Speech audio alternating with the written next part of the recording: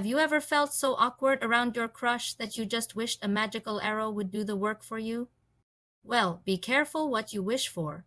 My name is Leo, and up until last Tuesday, my biggest problem was passing my calculus midterm and figuring out how to talk to Hannah from my lit class without turning into a human tomato.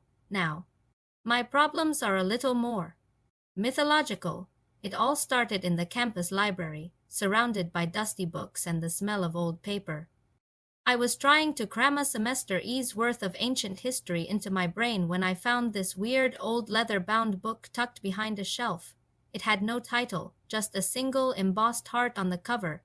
Curiosity got the better of me. I opened it and a blinding golden light erupted, knocking over a whole shelf of encyclopedias. When I could see again, a figure was standing in front of me. He was short, a bit chubby, wearing a surprisingly stylish toga, and had these tiny, shimmering wings fluttering on his back. He introduced himself as C, just C.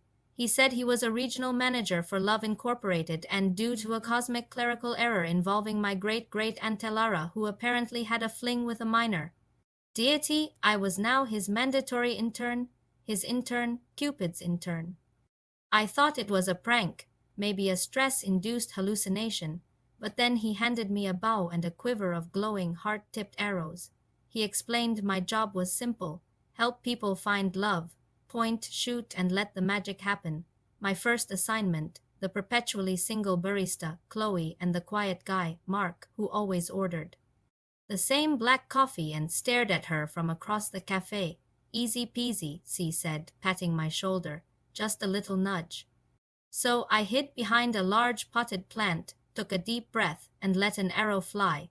It soared through the air in a graceful, shimmering arc, and ricocheted off a metal light fixture, spun around like a boomerang, and hit me square in the chest. The world exploded in a symphony of pink and red.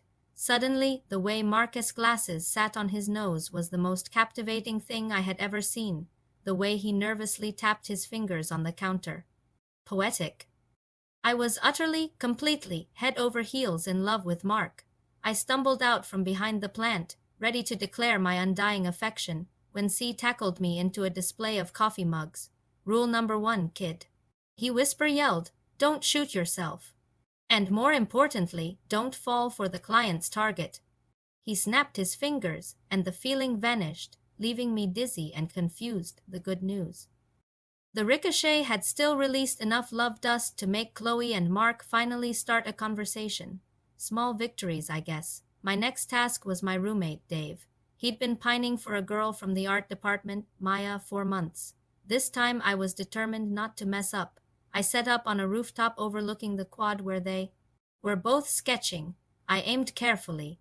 I accounted for wind speed and the possibility of rogue pigeons.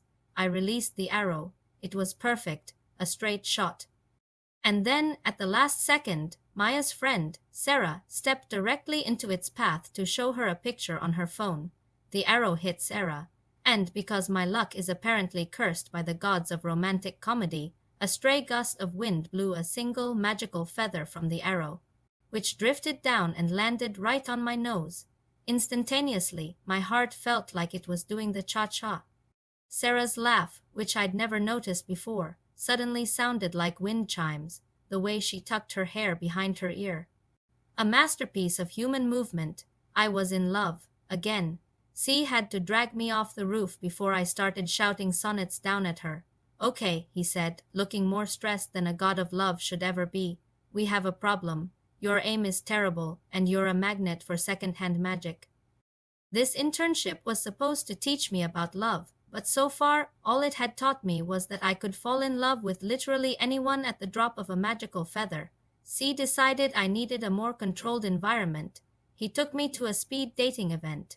My mission was to give a little magical boost to a few specific couples he identified as high potential. No arrows this time, he warned, handing me a small vial of shimmering pink dust. Just a tiny sprinkle. Subtlety is key. I felt like a bumbling fairy godmother. I moved through the crowded room, trying to be inconspicuous. I approached my first target couple. I uncorked the vial, ready to sprinkle, and promptly tripped over someone's outstretched leg. sending the entire vial of love dust into the air like a glitter bomb. The room descended into chaos. The dust settled over everyone, including me. For a solid 10 minutes, everyone was in love with everyone. A guy declared his love for a co-track. A woman started writing a love poem to a half-eaten plate of nachos. And me? I was simultaneously in love with a girl named Emily, a guy named Ben, the waitress, and a particularly charming table lamp. It was a whirlwind of unadulterated, nonsensical affection. C had to call in a cleanup crew of stern-looking cherubs in hazmat suits to reset everyone's emotions. It was deeply, deeply embarrassing. I was a disaster. I couldn't even handle love dust. After the speed dating apocalypse, C sat me down.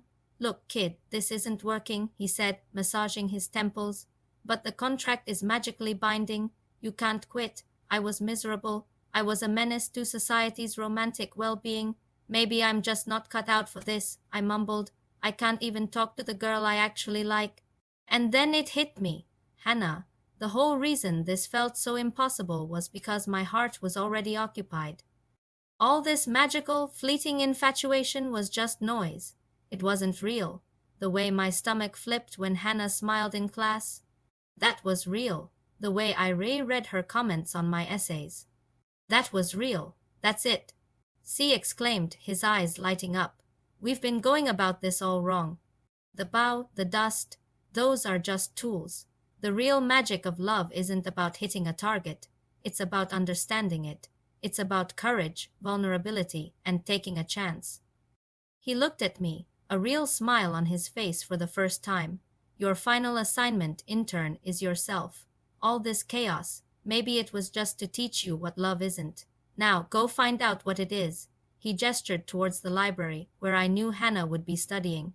He wasn't giving me an arrow or any dust. He was just giving me a push. So I walked into that library, my heart pounding harder than it ever did from a magical arrow. I walked right up to Hannah. I didn't have a clever line. I just said, "Hi," and she looked up from her book, and she smiled. And in that moment, without any magic at all, I felt more of a spark than any arrow had ever given me. I asked her if she wanted to get coffee, and she said, "Yes." My internship with Cupid was a complete catastrophe. I was clumsy. I messed everything up, and I fell in love with about a dozen wrong people and an inanimate object. But in the end, by failing so spectacularly at creating magic for others, I finally found the courage to create a little of my own, and that I'm learning is the best kind of love story. Thank you so much for watching my crazy story. It's been a wild ride, and I'm still figuring things out. If you enjoyed this little slice of mythological madness, please hit that like button and subscribe for more adventures. Let me know in the comments if you've ever had a dating disaster, magical or otherwise. Stay courageous, and I'll see you in the next video.